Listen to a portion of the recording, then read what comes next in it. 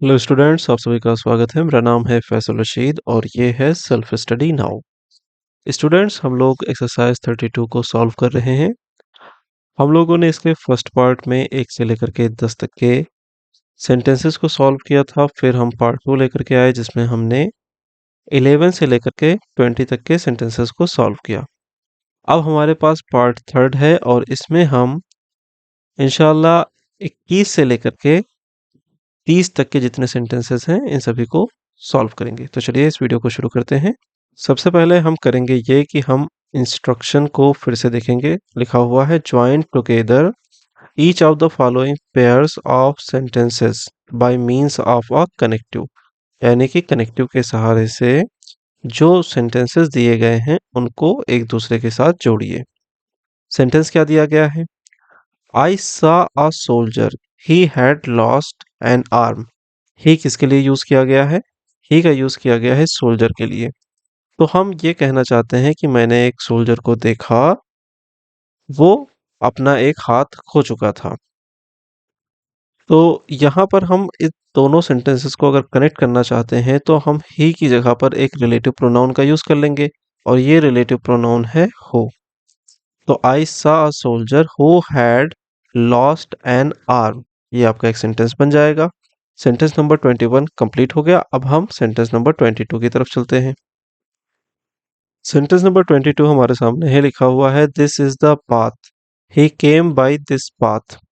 तो इस सेंटेंस में आप देखिए द पाथ और दिस पाथ ये दो बार आए हुए हैं, यानी कि दो अलग अलग सेंटेंसेस हैं जिनमें पाथ कॉमन है। हमें अगर इनको एक साथ जोड़ कर के एक सेंटेंस में बदलना हो तो हम इसको इस तरीके से लिखेंगे, this is the path by which he came. हमने बाय दिस पाथ को बाय विच में कन्वर्ट कर दिया। विच क्या है? आपका रिलेटिव प्रोनाउन है और बाकी का सेंटेंस ये रहा, यहाँ पर आ गया। तो इस तरीके से हमने सेंटेंस नंबर 22 को भी सॉल्व कर दिया है। अब चलते हैं सेंटेंस नंबर 23 की तरफ। अब चलिए सेंटेंस नंबर 23 को देखते हैं। यहाँ पर लिखा हुआ है the horse was lame, we saw the horse. इसे आप दो तरीके से बना सकते हैं। पहला तरीका क्या है? लिख सकते हैं आप the horse which we saw was lame. तो एक तो ये हो गया आपका सेंटेंस। दूसरा अगर आप चाहें तो आप लिख सकते हैं we saw the horse which was lame. तो इस तरीके से आप चाहे तो बना सकते हैं या पहले तरीके से चाहे तो आप बना सकते हैं। इसमें कोई भी दिक्कत नहीं होगी आपको। दोनों ही तरीके सही हैं। जो भी आपको पसंद आए आप उस तरीके से इसको रीराइट कर सकते हैं। कनेक्टिव क्या है हमारा? विच है। अच्छा, विच के अलावा भी एक रिलेटिव प्रोनाउन होता है जिसको हम हॉर्स के लिए यूज कर सकते हैं, वो है दैट। तो आप दैट का भी यूज कर सकते हैं। विच की जगह दैट लिख दीजिए, सेंटेंस यही रहेगा। अब चलते हैं हम सेंटेंस नंबर 24 पे। सेंटेंस नंबर 24 देखेंगे। लिखा हुआ है those boys were kept in, they had been very lazy. हम इसको इस तरीके से लिखेंगे, those boys who had been very lazy were kept in. Okay, तो ये आपका सेंटेंस बन गया। सबसे पहले हमने क्या किया, दोज बॉयज को लिया जो कि यहाँ पर सेंटेंस में दिया गया था। फिर हमने एक कनेक्टिव का यूज किया दूसरे सेंटेंस को यहाँ पर लाने के लिए और दूसरे सेंटेंस को यहाँ पर मर्ज कर दिया। ये देखिए, they had been very lazy. तो कौन थे वो? बॉयज थे। तो हमने दोज बॉयज की तरफ रेफर कर दिया हु का यूज करके। तो those boys who had been very lazy were kept in. अब चलते हैं सेंटेंस नंबर 25 की तरफ। सेंटेंस नंबर 25 कह रहा है आई सा a girl, she was singing.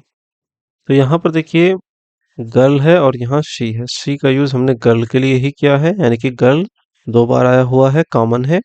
हमें रिलेटिव प्रोनाउन जो यूज करना है, कनेक्टिव जो यूज करना है, इस गर्ल के लिए यूज करना है।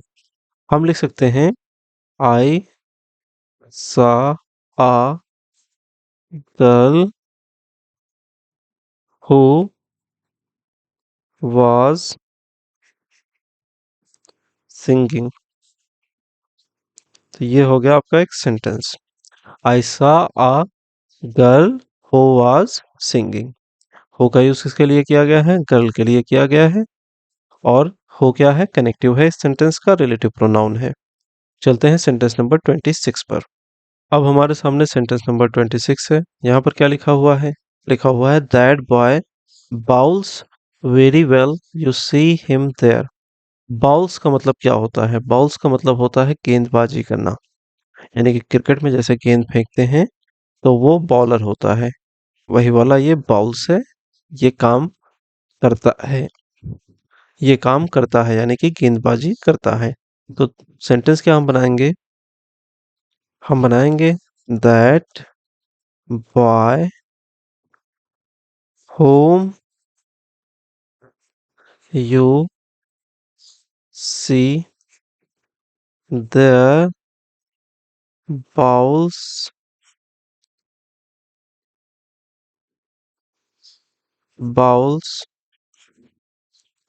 Very well. ये आपका सेंटेंस बन गया। इस सेंटेंस में हम क्या कह रहे हैं कि वो लड़का जिसको आप वहां देख रहे हैं बहुत अच्छी गेंदबाजी करता है। चलिए सेंटेंस नंबर 27 पे चलते हैं। सेंटेंस नंबर 27 कह रहा है here is the book you were asking for the book. तो देखिए द बुक यहाँ भी है और द बुक यहाँ भी है, दोनों जगह कॉमन है। हम ऐसे लिख सकते हैं इसको, हियर इज द बुक। आगे लिखेंगे विच। अब ये विच इस वाले बुक के लिए है, तो which you were asking for. तो ये सेंटेंस आपका कंप्लीट हो गया। अब हम चलते हैं सेंटेंस नंबर 28 की तरफ। सेंटेंस नंबर 28 कह रहा है here is the pencil you lost it yesterday. यहाँ पर इट दिया गया है और इट का यूज इस पेंसिल के लिए ही किया गया है, यानी कि पेंसिल कॉमन है। तो हम इसे इस तरीके से लिख सकते हैं। हम लिख सकते हैं here is the pencil which you lost yesterday। तो ये आपका सेंटेंस कंप्लीट हो गया। लिखा है here is the pencil which you lost yesterday. हमने विच का यूज करके दोनों सेंटेंसेस को कनेक्ट कर दिया। चलते हैं सेंटेंस नंबर 29 पर। सेंटेंस नंबर 29 कह रहा है the man is deaf. Deaf मतलब बहरा। You spoke to the man. तो अब इस सेंटेंस को हम एक इन दोनों सेंटेंस को हम एक सेंटेंस में कन्वर्ट करेंगे। कैसे करेंगे? हम लिखेंगे you spoke to the man who is deaf। यानी कि तुमने बात की उस व्यक्ति से जो बहरा है। आपका ये सेंटेंस कंप्लीट हो गया। हमने हो का यूज किसके लिए किया है? हो का यूज हमने द मैन के लिए किया है। ये यहाँ भी आया है और ये इस सेंटेंस में द मैन जो है वो इसका क्या है? एंटेसिडेंट है। तो सेंटेंस नंबर 29 भी आपका कंप्लीट हो गया। अब चलते हैं इस एक्सरसाइज के लास्ट क्वेश्चन पर, जो कि है क्वेश्चन नंबर 30। सेंटेंस नंबर 30 कह रहा है coal is found in West Bengal, it is a very useful mineral. It किसके लिए यूज किया गया है? कोल के लिए यूज किया गया है। तो हमें रिलेटिव प्रोनाउन जो यूज करना है कनेक्टिव के तौर पे वो कौन सा होगा? वो कोल के लिए यूज होने वाला रिलेटिव प्रोनाउन होगा। हम इट को अगर हटा दें और इसकी जगह विच लिख दें तो ये सेंटेंस क्या हो जाएगा? दोनों को एक में पढ़ेंगे। Coal is found in West Bengal which is a very useful mineral. आपका सेंटेंस कंप्लीट हो गया। दोनों सेंटेंसेस को हमने एक में मिक्स कर दिया। तो इस तरीके से हमने 21 से लेकर के 30 तक के क्वेश्चंस को कर लिया है। अब अगर आप चाहें तो मैं इसका पार्ट 1 प्लस पार्ट 2 और प्लस पार्ट 3 यानी कि ये वाला पार्ट तीनों जोड़ करके एक वीडियो में मैं आपको ला करके दे दूं। मिलते हैं अगली वीडियो में। Have a lovely day. Signing off.